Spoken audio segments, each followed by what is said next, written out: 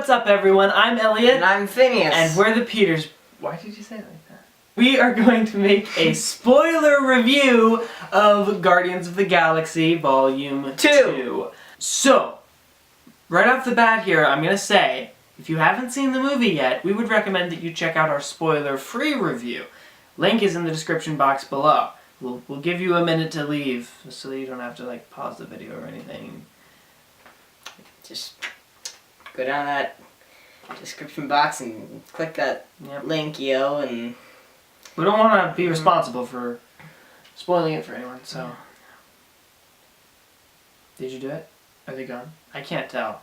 Okay, I think they're gone. So, those of you who have seen the film already, what did you think? Comment below, let us know. We loved it. Visually, this film is fantastic. Comedy-wise, this film is fantastic. There were so many tiny little Easter eggs thrown in there for Marvel Comics fans. I'm sure many people saw more Easter eggs in that film than I did.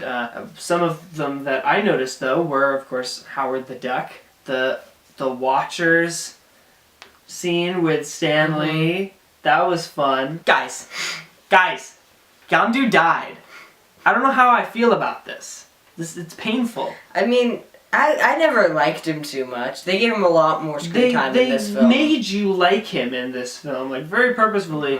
Made sure that you had an emotional attachment to that character before they killed him off, which is just heartbreaking. I loved all of Peter Quill's little pop culture references that fell flat on everyone around him. That, of course, was funny, and that's something. Yeah, the fact that he left Earth when he was a kid, and he still isn't. He's not like caught up on anything. It's really fun. He's a man out of time, kind of like Steve Rogers, but not as drastically. Right? Yeah. I can't get over how much I love the line, "You shouldn't have killed my mom and squished my Walkman." That is just such an awesome line. Was it squished or smushed? Squished. Yeah, okay. Squished my Walkman. He destroyed it. Squished my Walkman. That was worse than... so sad. That was worse than Yondu's death.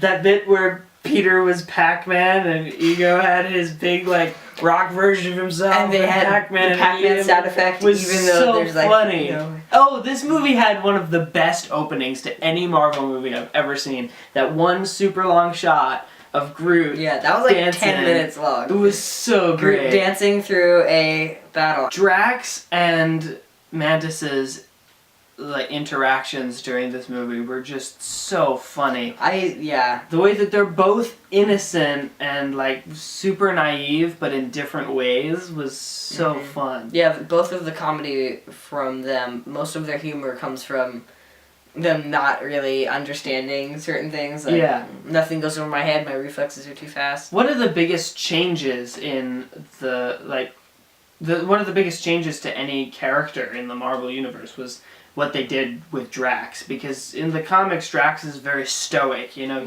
he's not funny. But in the films, they've turned him into this super cheerful, super goofy character who's not like over the top. It's believable. It's just so fun. Baby Groot is so adorable. Oh, there's Sylvester Stallone! Look! It wasn't like a big enough reveal of who he was playing or what his part or role was in the Marvel Universe. It was just a little too much like, oh, starstruck, Sylvester Stallone's on the screen, you know? They made Ego so creepy. I loved the shot where they showed the planet and like his face was on the side of it, you know, in like the cloud formations. That was clever. But just as a character, he was like so slimy. Yeah, so wrong.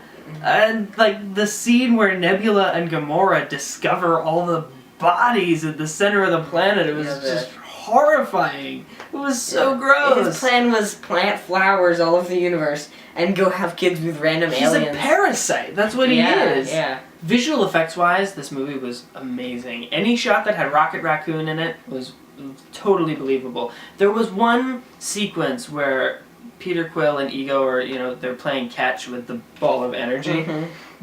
The green screening effect there felt a little weird for me. It just didn't seem like they were in the location that they were in, but every other time that they showed them on the planet or elsewhere, it felt real. It was just that one scene for some reason. Yeah. Also, Sean Gunn had a much bigger part in this. Yeah, I really liked having him have a larger role as Kraglin, because he ended up adding more to the story rather than taking away from it, which I thought was great. Yeah. So there weren't very many mentions of Thanos, besides Nebula talking about him.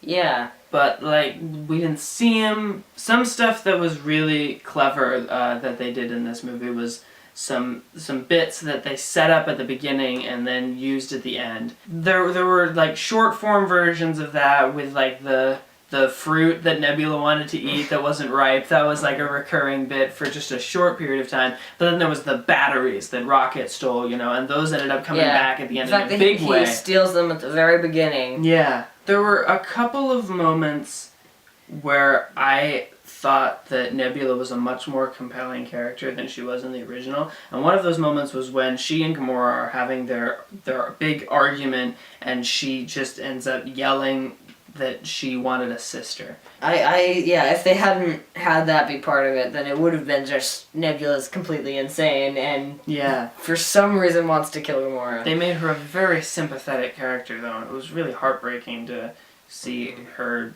dealing with all these pent-up feelings. Overall, there was character development across the board for all the Guardians of the Galaxy, except maybe Mantis, and I mean she's just being introduced, and I'm sure she'll have a larger role in future movies. But Rocket had character development, Peter had character development, Gamora, Nebula, Yondu. It was just a really great character movie. I loved the whole sequence where Yondu and Rocket are trying to get baby Groot to go get the head fin for Yondu. That was just so funny, and that he didn't even get it right in the end. And they needed Kraglin to figure it out. That actually set us up really well for Groot pushing the right button to start the timer, because we're like, this dude is completely incompetent. He's a baby, for Pete's sake. Don't give the important job to him, Rocket. But it actually ended up working out. It was great the way they set that up. Yeah, and it seems when you're watching it like it's just a joke to dilute whatever action sequence they're planning next. And it does that, but also sets up. Speaking of a great joke to dilute whatever action sequence is happening, Peter Quill flying around asking anybody if they've got tape, that was hilarious. That was, Especially since that all happened off screen. It was just a shot of Rocket and Groot. Oh, it was so funny. It was great too in the theaters with the surround sound, hearing it from there. And then hearing it over there. Also the reference to, and that guy's eye. Yes! Oh yes, that Rocket, was good. Not only did they have multiple recurring jokes in this film, but they brought one back from the first movie, since Rocket was always asking about their when he makes a plan, he always, just for kicks, asks for someone's fake limb. Chris Pratt is just so perfect as Star-Lord. Like, everything he does is so funny. It's just like the tiny little things. He knows how to be subtly hilarious. It's great. And we got quite a bit of that in this movie, which was just so much fun. His whole relationship with Gamora, I love seeing them comically flirting with each other.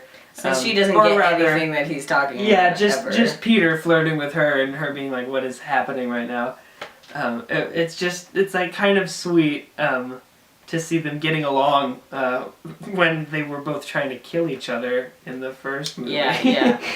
I was interested to know what was going to happen, because I heard before we watched the movie that there were going to be 5 after credits scenes, and I did not understand what that meant. I did not expect that to actually happen, but it did. There were 5, I counted, and each one of them was, it had its own thing. There was the one I was sure that the last one was going to, set up or have something like Doctor Strange had Thor in the after credits. I was sure that was going to happen. I thought it was going to have something to do with the Avengers showing up. But so the first after credits tease was Kraglin with Yondu's arrow trying to teach himself how to use it, and it getting like jammed into Drax's shoulder. The second after credits tease was Sylvester Stallone's character Starhawk and his band of Ravagers, and then the third after credits tease was Ayesha and the new Sovereign birthing pod. The fourth one was Teenage Groot, and the fifth one was another little peek at Stan Lee and the Watchers. Right. If you have a favorite Guardian of the Galaxy, let us know in the comments down below. Like this video, share it with your friends and family, subscribe, and don't forget to tell your enemies that we are awesome.